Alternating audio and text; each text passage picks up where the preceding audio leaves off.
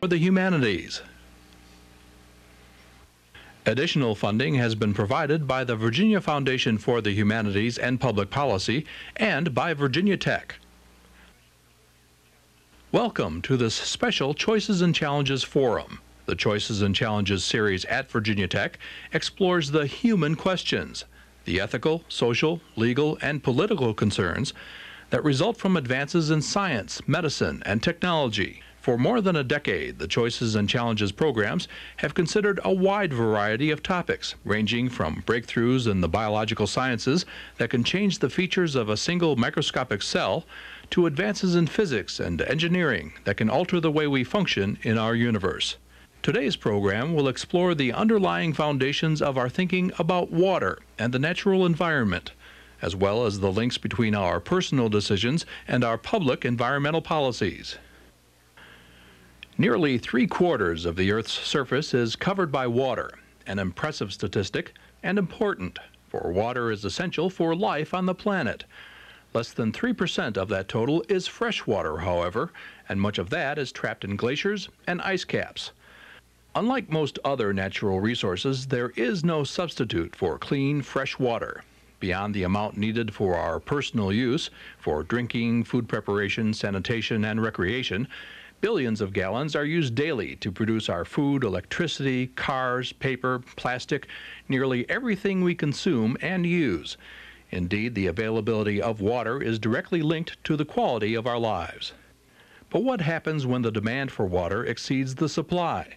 The water needed to support growing human populations increasingly puts us at odds with each other and with our environment. Regional and international conflicts, disease and famine, environmental degradation. These are serious consequences of our choices about water use. Today, many regions of the globe face growing problems with water supplies. Africa, China, the Middle East, even the United States. The Colorado River and the Florida Everglades, for example, are two areas of the country where water supply dilemmas have become critical. Although seemingly very different, the two areas have many similarities. Both have alternating wet and dry seasons, and both are threatened by rapidly growing human populations. In this century, the natural effects of the seasons, massive flooding and severe drought, have been manipulated and to a large degree controlled with the aid of technology, determination, and government dollars. While many hold these efforts as triumphs over the forces of nature, their consequences, both social and environmental, are yet to be fully understood.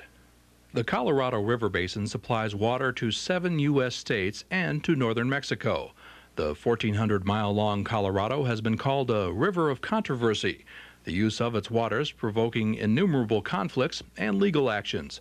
10 major dams control the flow of the Colorado. The dams provide flood protection, water storage and distribution, and the generation of power. A huge network of canals transports water through the desert and over mountains to cities and farms. 1 in 10 Americans receives water or power from the Colorado River. The river also irrigates over 3 million acres of farmland, yielding 15% of the nation's crops. While agriculture uses the largest amount of water, the expansion of urban populations increases the demand and threatens the supply.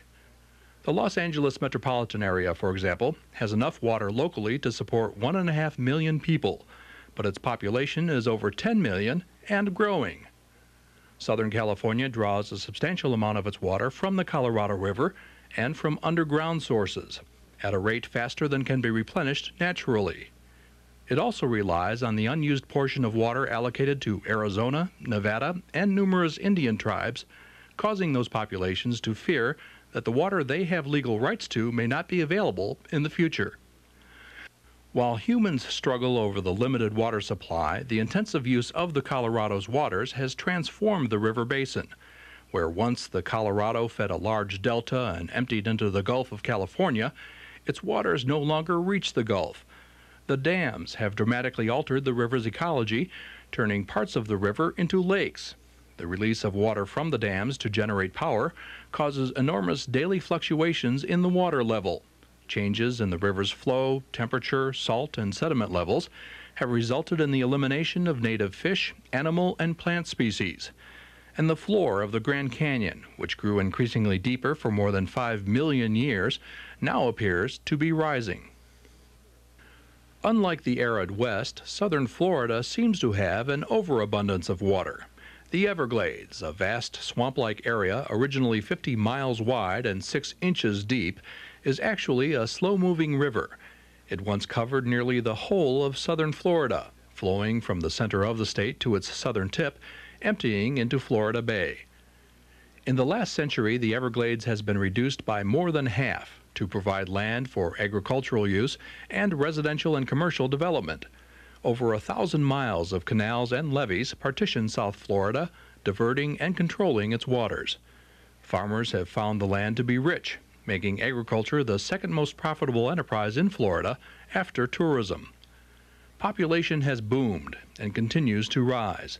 Today, over 6 million residents and 17 million visitors annually depend on this system for their domestic, agricultural, and industrial water supply, as well as for income and recreation.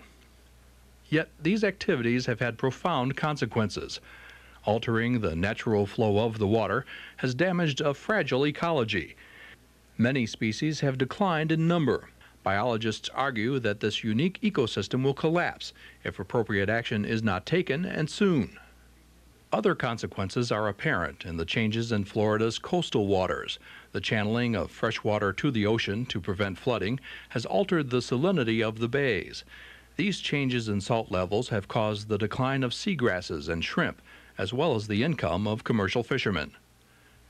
The increased use of South Florida's groundwater has also lowered the water table. This draws the ocean's saltwater inland, contaminating freshwater supplies. Contamination also occurs from the agricultural runoff of sugar, dairy, and produce farms, from urban and industrial pollution, and from the treatment of sewage. These pollutants affect the health of the Everglades and the bays, as well as the quality of life of Florida's residents and visitors. The Colorado River Basin and the Florida Everglades provide just 2 examples of the water dilemmas faced by many all over the United States, indeed all over the world. Agriculture, industry, urban growth, environmental protection, these divergent interests have triggered heated conflicts over how to share each region's water supply. Yet there is only so much water to go around. Whatever is done, it is clear that meeting the concerns of some will come at the price of the concerns of others. In today's program, we will examine the legal and historical traditions, the ethical and cultural beliefs that influence our thinking about the environment and our place in it. For the choices we make about water, how we use it, and how much of it we use affect not only our own quality of life, but that of all life on Earth. And now, the moderator for today's Choices and Challenges program, Richard Collins, Director of the Institute for Environmental Negotiation at the University of Virginia. Good day, and welcome to the forum on sharing the Earth's water supply. And welcome to Blacksburg, Virginia, and the Virginia Tech campus. I hope that you have a beautiful autumn day wherever you are. I know some of you are in Illinois, some up in New York, some way out in Oregon. We're having a beautiful day here, and I hope you'll have the same. Before I introduce a very distinguished and interested group of panelists, I'd like to acknowledge that we here in our audience have some of the same things I expect you have there in your audience.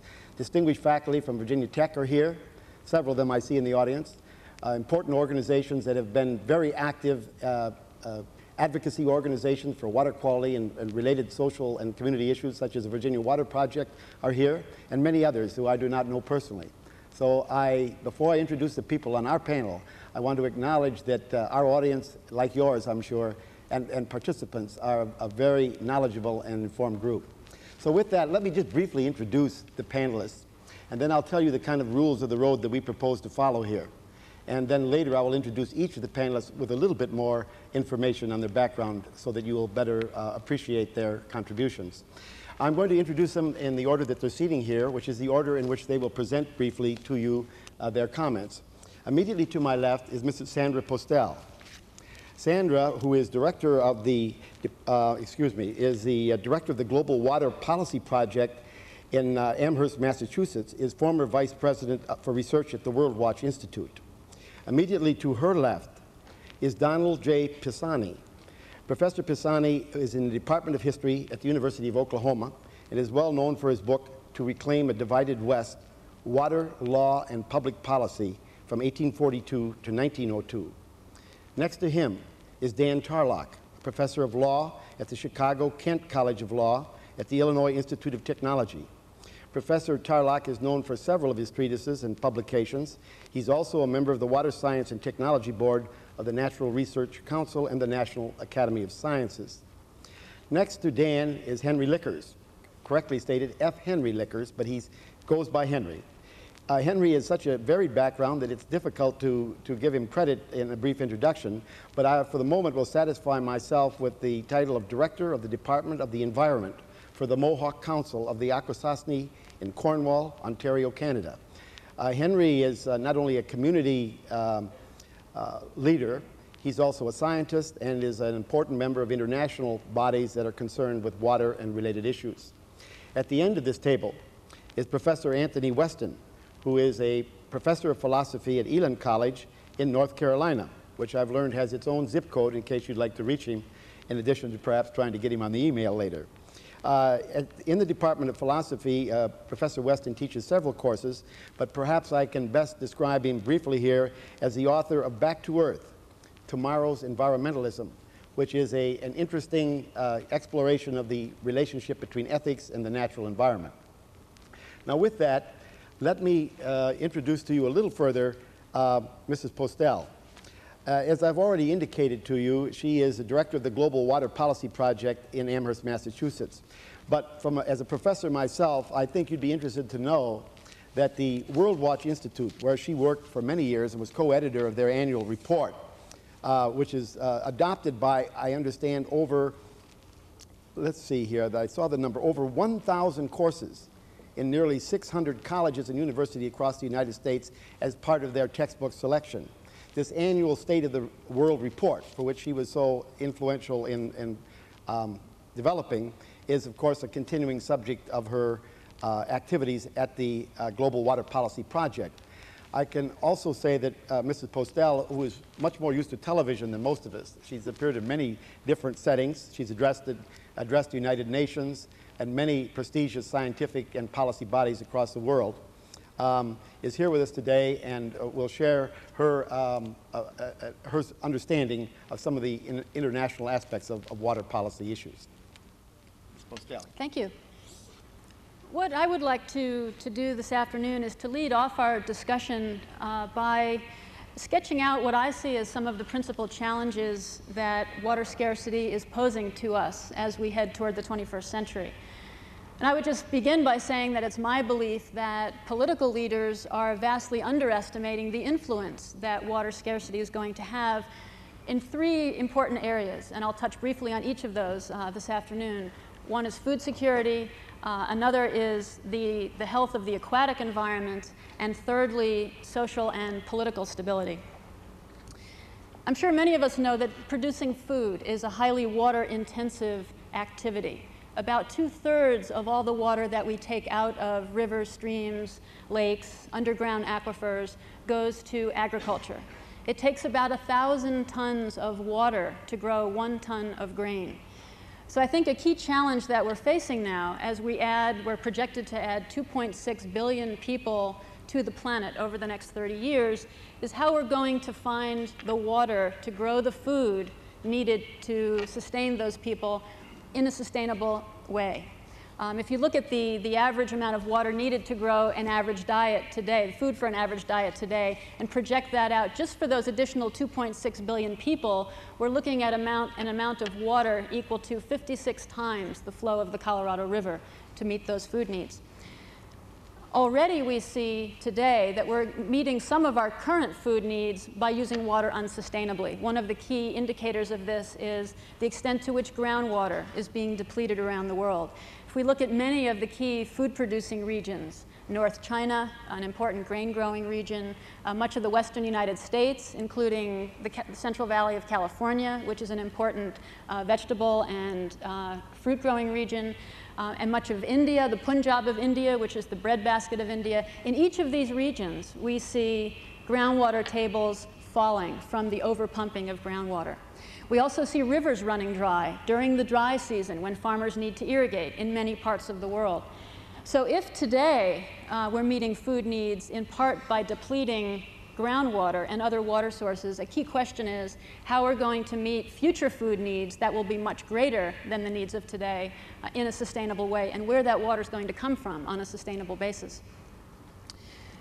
A second set of threats that I think are very important have to do with the decline of the aquatic environment. Globally, water use has more than tripled since 1950. And the basic way we have met those water needs is to go out and find new sources of water, to build new dams, large diversion projects, drill new groundwater wells to increase the supply. And what we see now is that around the world, since 1950, the number of large dams, those typically 15 meters or taller, the number of large dams has grown from 5,000 in 1950 to about 38,000 today. More than 85% of the large dams that are now standing in the world have been built in the last 35 years. So this is a massive change in the aquatic environment, the global aquatic environment, in a very short period of time. And I think we're just now beginning to see some of the consequences of that manipulation of the hydrologic cycle. We see, for example, rivers, lakes, wetlands in many parts of the world undergoing serious decline in health, which means that we're losing very important life-sustaining ecological functions that those natural ecosystems provide.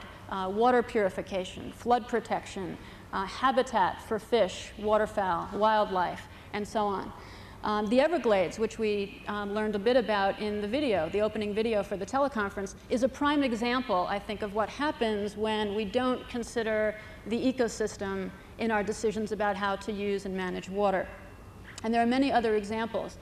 The Colorado River, which we also learned a bit about, is another excellent example.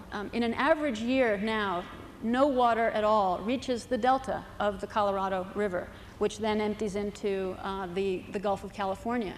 The river virtually runs dry in the desert of northern Mexico. And so rivers, remember, are not only carrying fresh water to the sea, but they're also carrying nutrients to the sea. And so what's happening is that the upper Gulf of Mexico, or the upper Gulf of California in Mexico, is no longer getting either the fresh water or the nutrients that were needed to sustain fisheries and a very rich, productive ecosystem there. The delta itself used to be an amazingly rich and biologically diverse area.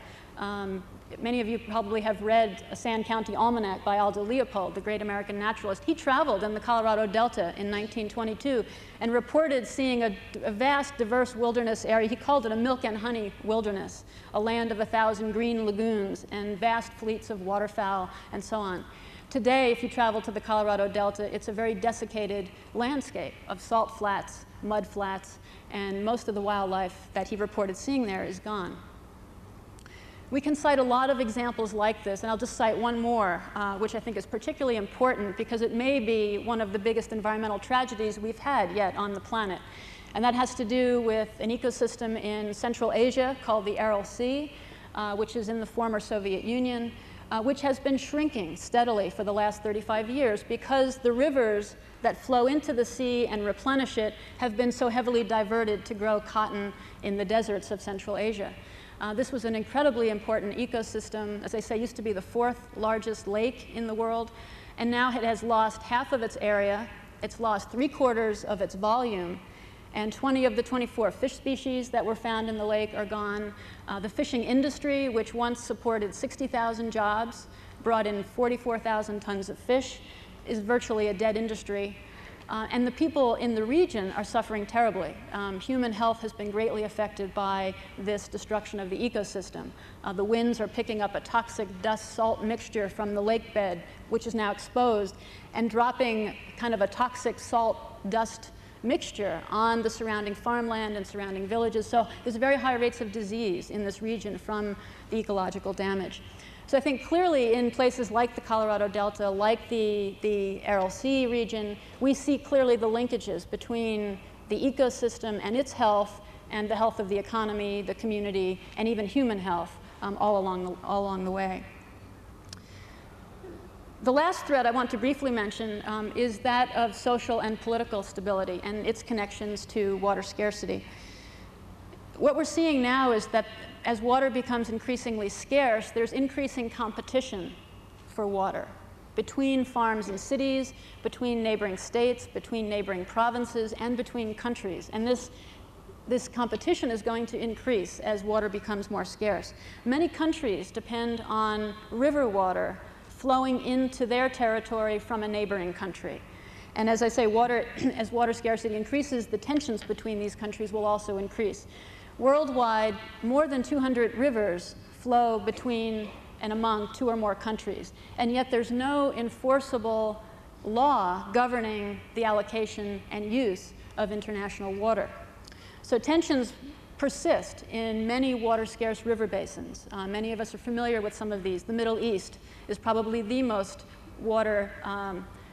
the area in which water scarcity is leading to the most tension. We see tensions in the Jordan Basin between Israel, the Palestinians, the Syrians, and the Jordanians. We see tensions in the Nile Basin, where Egypt, a country with 60 million people, depends on the Nile almost completely for its water supply, and yet Ethiopia controls 86% of that water, and there's no treaty yet that they all agreed to. So I think in each of these, what I would call hotspots of water dispute, others include the Ganges Basin in South Asia, the Tigris-Euphrates River Basin, which is shared by Turkey, Syria, and Iraq, the Amudarya and Sirdarya rivers, which are those rivers in the Aral Sea Basin. In each of these, we need to move toward water sharing agreements that all countries abide by and agree to avoid conflict over water in the future. I would just sum up by suggesting where we need to go from here very quickly, and I hope we'll get into this, this sort of discussion a bit more. My work has shown that the most promising strategies for dealing with water problems have to do more with managing our demand for water than continuing to focus on increasing the supply of water. Nearly the entire spectrum of conservation and efficiency technologies that are out there, everything from repairing leaks in our water distribution systems, investing in drip irrigation and other efficient methods of irrigation, using important water efficient fixtures in our homes and so on. Each of these measures costs less than the development of new water sources. Conservation is not only more environmentally sound, it's also more cost effective. These technologies can save vast amounts of water and help protect rivers and wetlands, but we're not seeing them used to the great extent possible because in most cases it's still cheaper to waste water than it is to conserve water. So I think part of our discussion this afternoon will be focused on incentives, how we can produce the incentives needed to show water's scarcity and true value so that it's used more properly. In addition, I would just conclude by saying that yes, we need better incentives. I also think we need, in a sense, a new water ethic that says we need to be focused on sharing water equitably between peoples, between nations, as well as between people and nature. I think I'll stop there. And, well, thank you, Sandra. As you can see, you're not only going to get information, you're going to have your mind and your thinking catalyzed by these remarks, and certainly as a spur to our later participation, your later participation and discussion. And I want to remind you that there will be 2 breaks during this program, and that would be a good time for those of you at outlying locations to send messages to us by whatever means, email or whatever. And that will also be an opportunity for our audience here in Blacksburg to go to the microphones and to introduce questions or comments here. So we'll go now to Professor Pisani. I've already indicated to you that he's a professor of history at the University of Oklahoma, and that he is known for his books on the American West particularly. I mentioned one, but I think it should be noted that his book, To Reclaim a Divided West, Water Law and Public Policy, received the Weyerhaeuser Award for the best book in environmental and natural resources history, published in the years 1991 and 92. He's clearly established his important and eminent role in Western American history and institutions, and we look forward to your comments, Professor Pisani. Thank you, Rich. I'll be moving from the global to the national, from the present to the past. Last night we debated what order these papers should come. I think the present should come first, but a lot of people reason from the present into the past anyway, and also from the specific to the general. I want, as a kind of introduction, to make 2 relatively simple but I think important points. and that is that the historical roots of water policy in the United States relate to our federal system of governance, a system in which power is widely shared and widely dispersed, and secondly, relate to a nation of vast size and abundant resources, and a people whose values almost from the beginning, almost from the 17th century, have emphasized turning natural resources into capital and profit.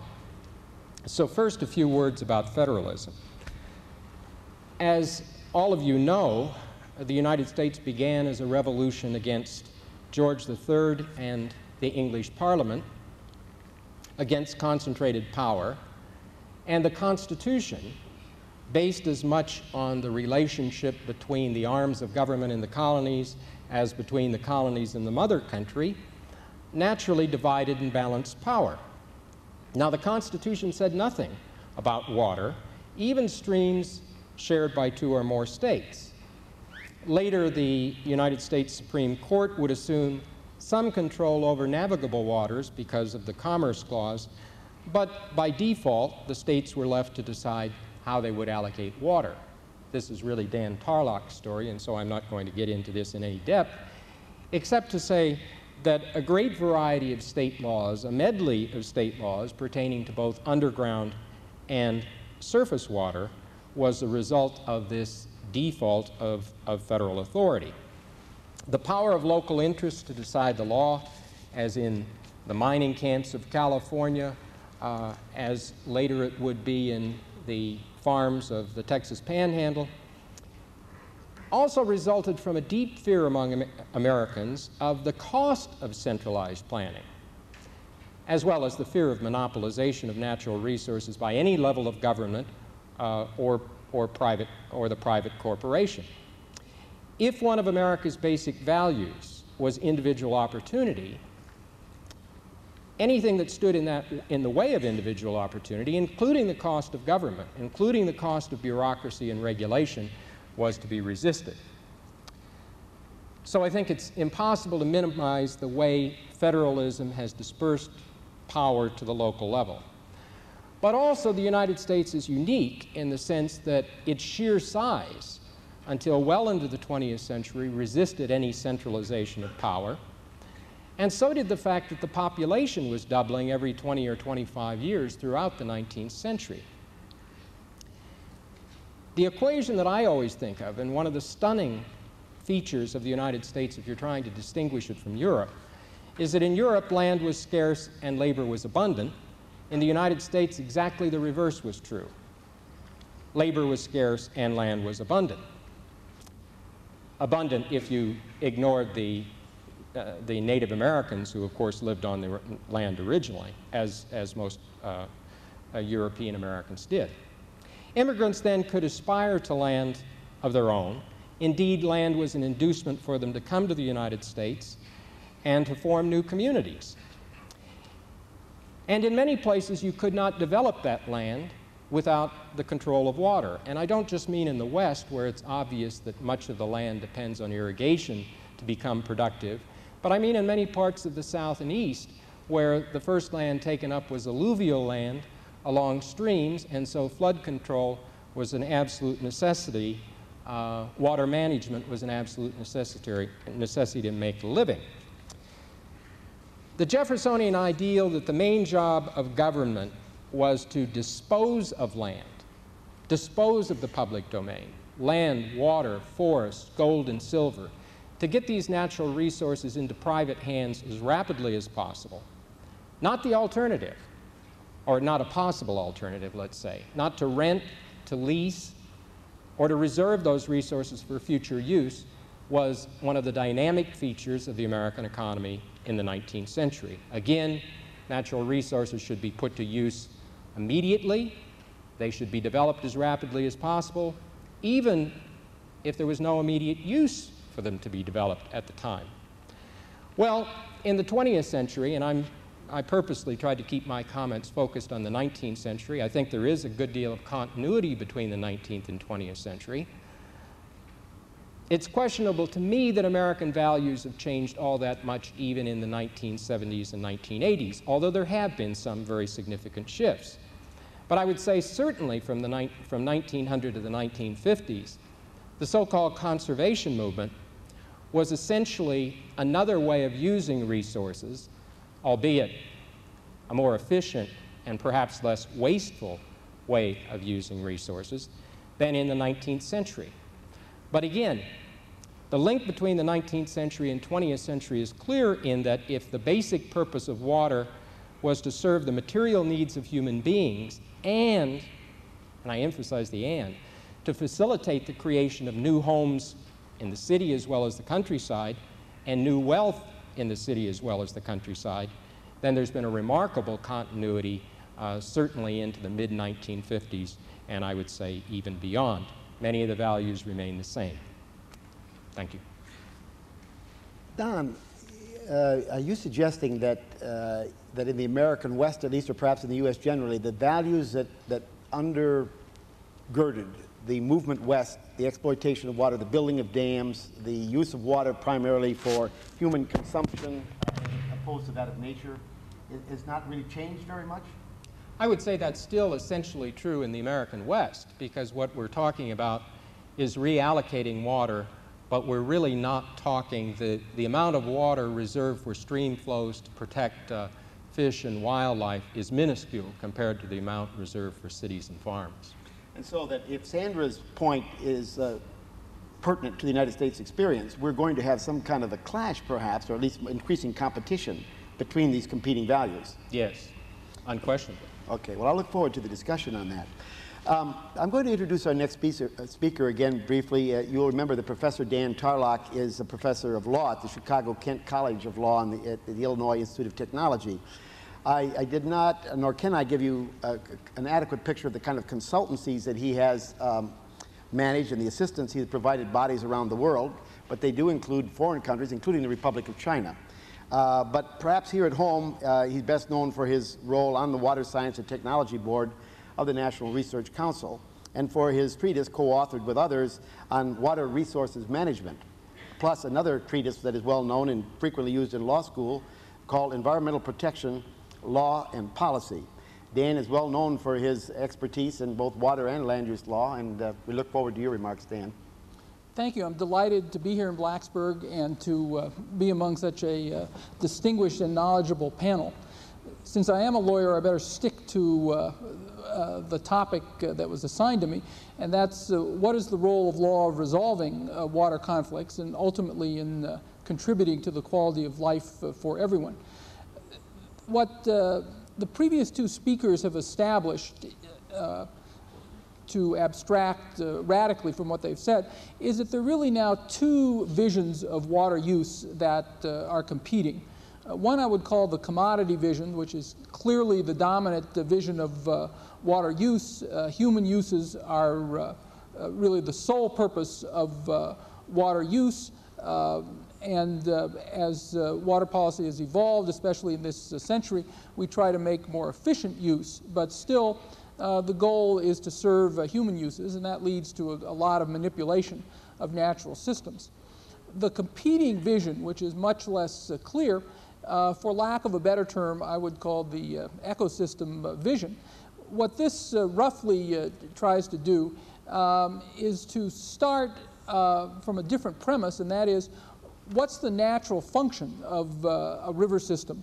And then, given that we're in the 20th century, how can we restore that system, which is usually degraded? Certainly the Colorado and Everglades, which we're focusing on today, are degraded ecosystems. How can we restore those systems, I'd say to the maximum extent possible, consistent with prudent human use? And it's the addition of prudent that I think captures a direction which water is changing.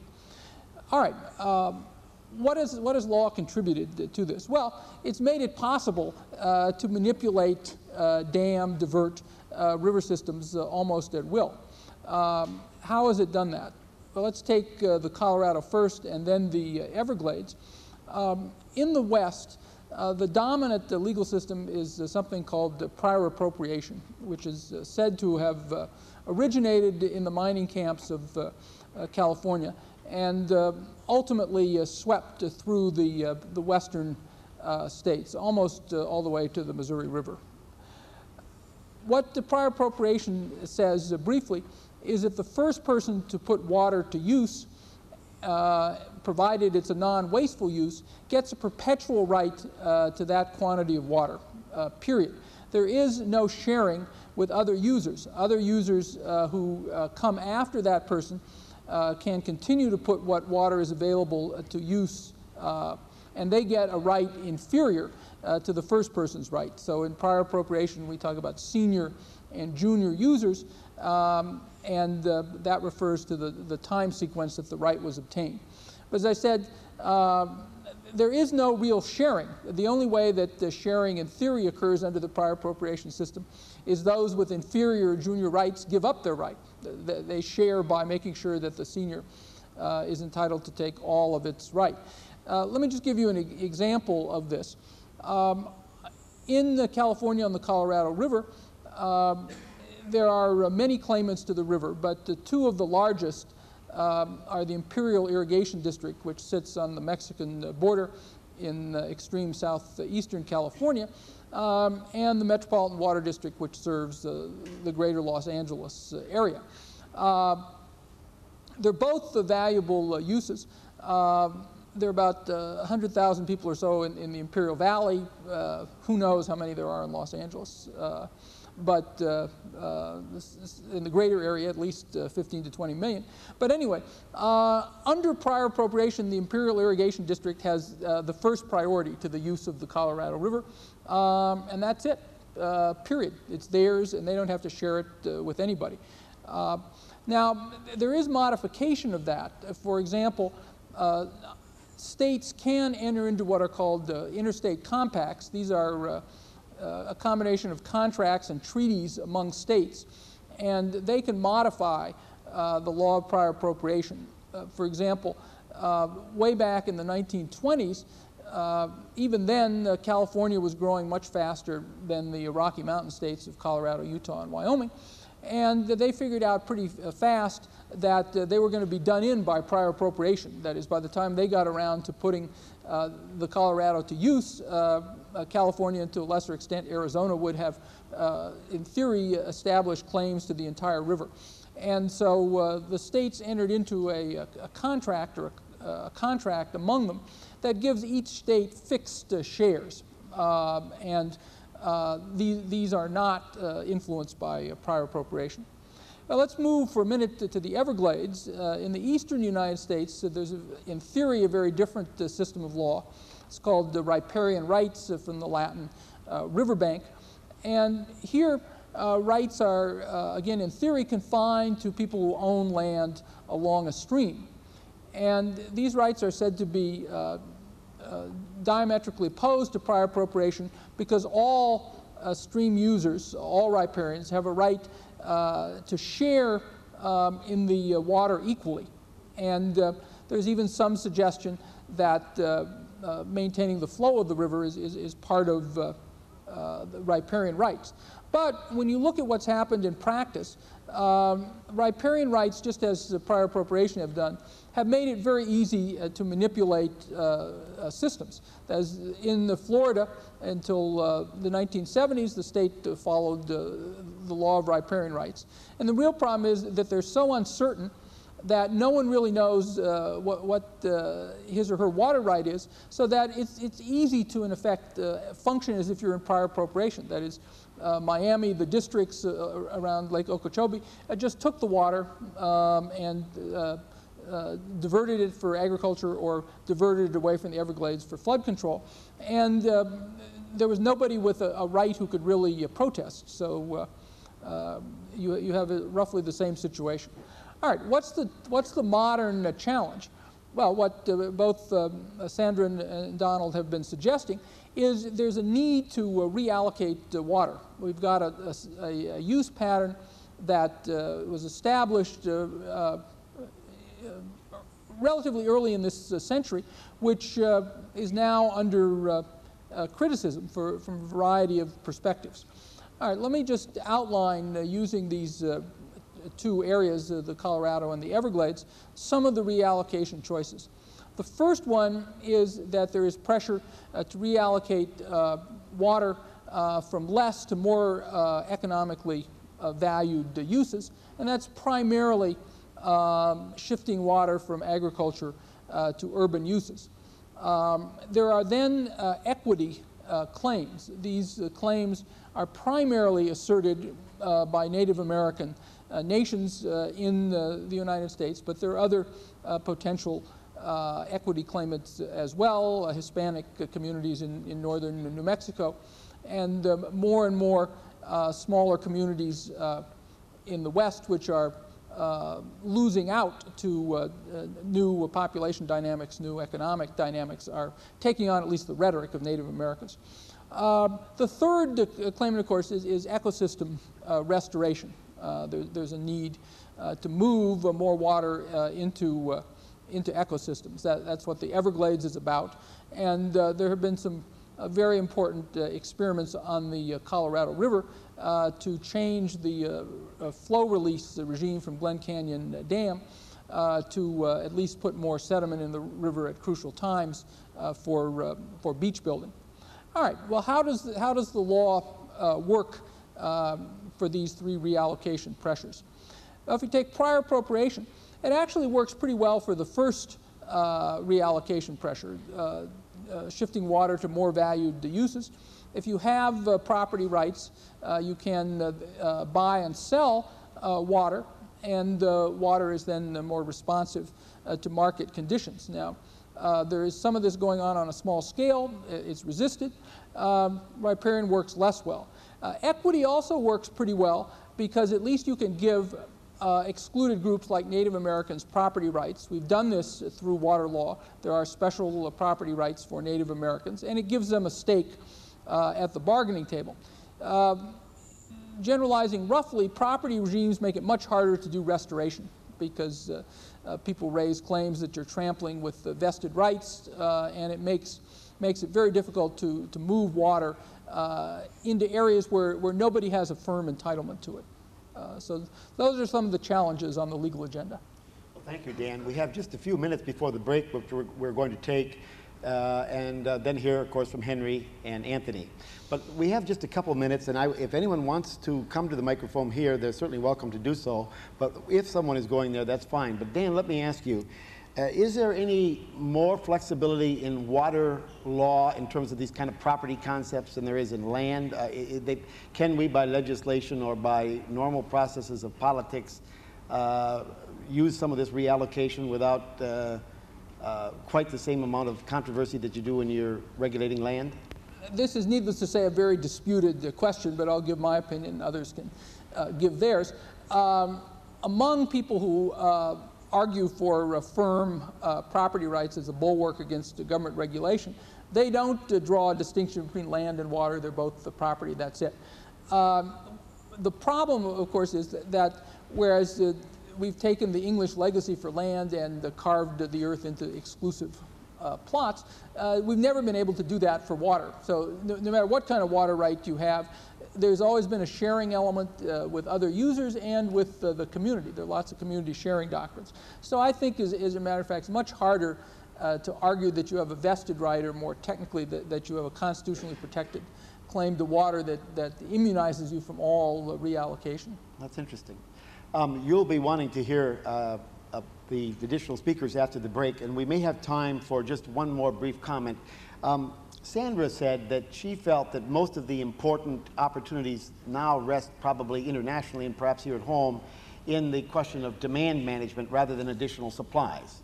Would you tend, I mean, just quickly, you and Donald, do you think that that makes sense, or would you feel that that is either contradicted by current activities or other evidence, or do you incline to share that view? Well, yeah, there is, well, I think demand management has to be here both in the United States and other countries. I mean, there's wasteful practices every place, so a lot to be done. So that there is, in your mind, here in the United States, a lot of opportunities to conserve water, and then presumably you could apply some of this to ecosystem management or to other uses of that kind. Yeah, I mean, there are enormous opportunities in agriculture to conserve water, and there are enormous opportunities, many of which have been taken, but there are others, in industrial production and in urban use. Well, Donald, in your study of the American West, and you've emphasized how many activities were oriented towards the idea of opening the West, of creating new cities and to making it bloom.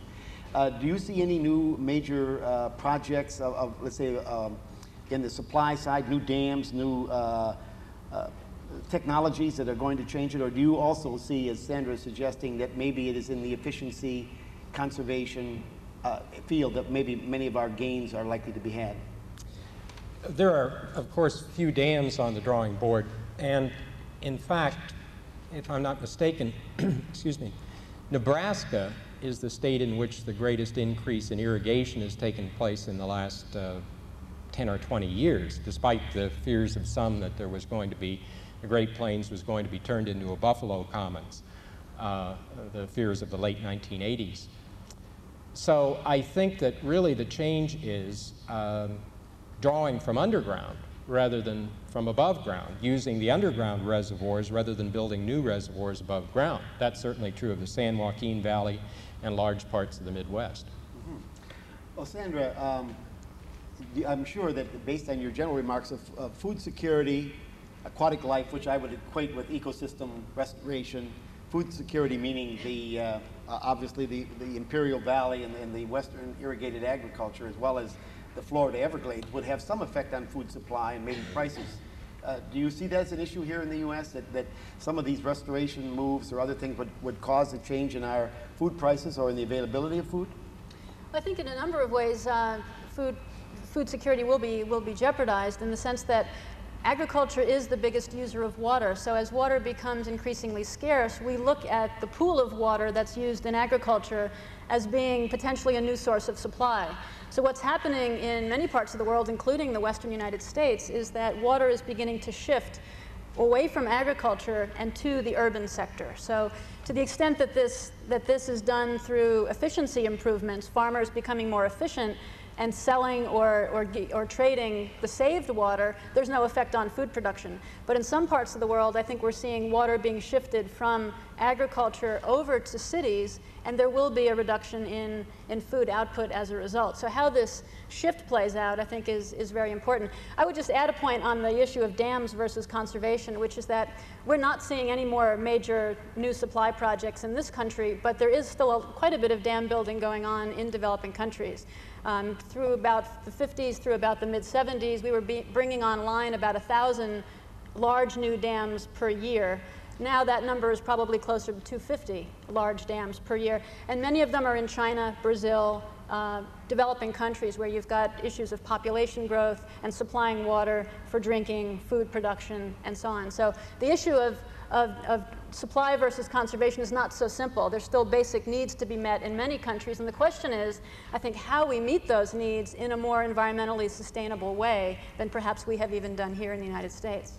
Well, I know that the Three Gorges Dam in China has been intensely contested, and that I don't know if a final decision has been made on that particular dam on the Yangtze or not. Well, the Chinese are moving ahead with it. The Bureau of Reclamation, the big dam builder in our country, which had initially been involved in the Three Gorges project, has pulled out. Oh, really? The World Bank, I believe, has pulled out. But the Chinese are very much moving ahead with this, what will be the largest hydropower project ever built. We have a lady here at the microphone. This is a quick question, and perhaps, Sandra, you might be the appropriate one to address it to.